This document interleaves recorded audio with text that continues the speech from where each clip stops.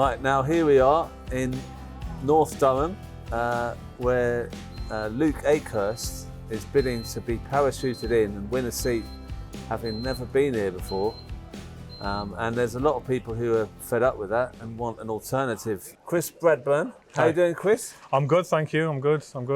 We picked a nice day for it. Good weather. And how's the campaign going?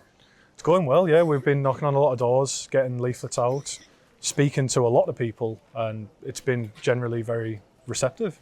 People want a change. You know, the established parties I think the days are numbered, it seems. There's a lot of controversy about Luke Akehurst coming up here.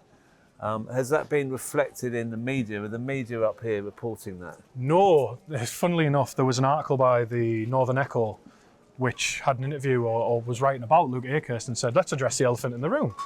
He's from Oxford, and I was reading it and I was thinking, that's not really the biggest elephant in the room when it comes to him, but it is a big elephant in the room in regards to local people and local issues. That not having a local candidate is harmful. Like I live in Stanley, I live 2 minutes away.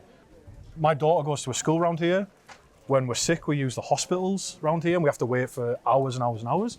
I've got friends who've had to use food banks and crisis services, and how could someone who's not from the area and does not represent working class people possibly be able to represent an area like ours?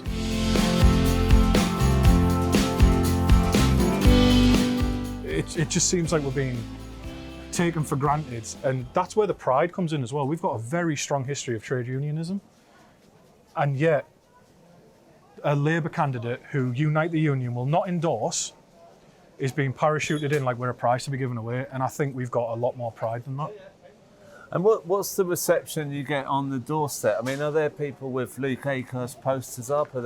Is he getting good kind of, people opening the door to him saying, oh, come in, Luke, you're my mate? In 3 weeks of canvassing, where I've been out knocking on doors, I've been speaking to loads of people, I have met precisely 2 people. Well, no, I've met one person who said he was going to vote Labour, and particularly Luke Akehurst because he just wants the Tories out. And I've met one house, I didn't answer the door, that had an elect Luke Akehurst sticker. They were next door to each other, and it's the only 2 houses I've encountered. I mean, I've seen a lot of his social media, and he just seems to spend a lot of time in the pubs trying to get support for looking like he likes the local food. What else has he done? Has he made any appearance at hustings or anything like that? That is the only hustings that we were able to find and have arranged because other community centres are afraid of the backlash of having him there. But then the kicker is that he won't attend. He hasn't confirmed. There are 7 candidates running, 6 of them have confirmed, and he's the only one who won't. But we're seeing that across the country, is that Labour candidates are refusing to attend hustings, which has shown a bit of contempt for democracy. So you can't seem to get a hustings with Akehurst. I mean, can you actually find out where he is to talk to him? And is there a way of tracing Luke Akehurst? Unfortunately not, no. You can't find out where they've been until they've taken the picture and left. And anecdotally, he was actually in my estate, the 400 houses, and my wife told me he was at the top of the road, and I was like, oh great, I got excited. I thought we can have a conversation, I can invite him to a hustings. But they did about 10 houses of the street, took a picture and left. And this is 400 houses in our estate, which was very disappointing, considering that when I'm out canvassing, I'm out for hours at a time, knocking on as many doors as I can, speaking to as many people. And I think it just shows that contempt for both of the hustings and of the canvassing, that they think they can just walk it in because they consider this a safe seat.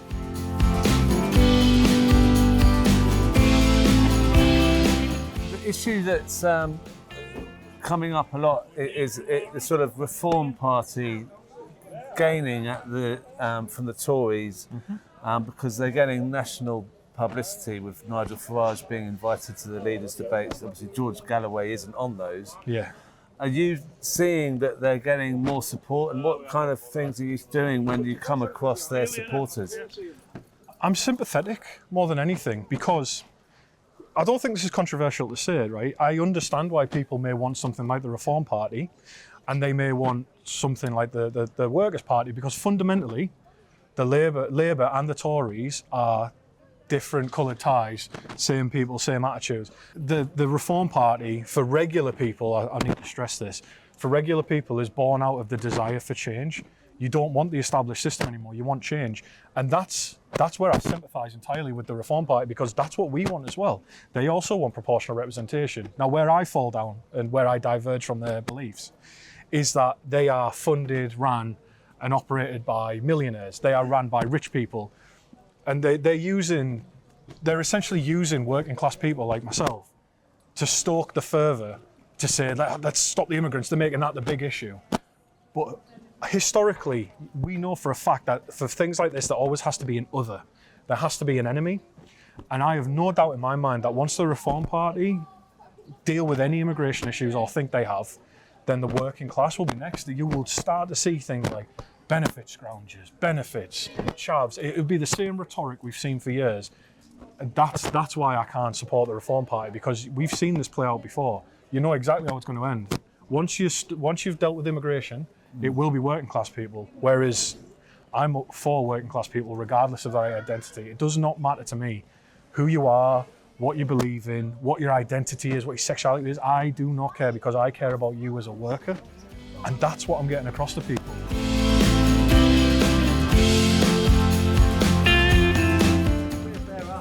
Just like to say thanks a lot. I watch your YouTube channel a lot. You're joking. I do all the time. Thank you. Yeah, but some others, alternative news.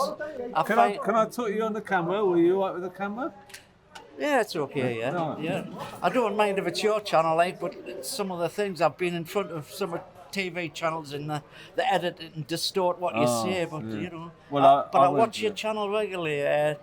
Not the Andrew Marshall. Wow, I can't believe you got the name out and all that. Yeah, And I find out I have to seek alternative news these days. The mainstream news is just absolutely disgusting.